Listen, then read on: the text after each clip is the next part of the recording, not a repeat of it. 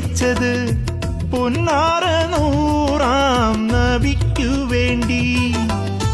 പൂക്കളും പുലരിയും പുഞ്ചിരി ചൊരിച്ചത് പൊന്നാര നൂറാം നബിക്കു വേണ്ടി. കിളികളും തെന്നലും തേൻമധുമൊഴിഞ്ഞത് കാമിലർപ്പൂവാം നബിക്കു വേണ്ടി. കിളികളും തെന്നലും തേൻമധുമൊഴിഞ്ഞത് കാമിലർപ്പൂവാം നബിക്കു വേണ്ടി. മക്കത്ത് നബി വന്നു പിറന്നില്ലെങ്കിൽ മശ്രിഖും മഗ്രിബും ഇരുട്ടിലല്ലേ. മക്കത്ത് നബി വന്നു പിറന്നില്ലെങ്കിൽ മശ്രിഖും മഗ്രിബും ഇരുട്ടിലല്ലേ.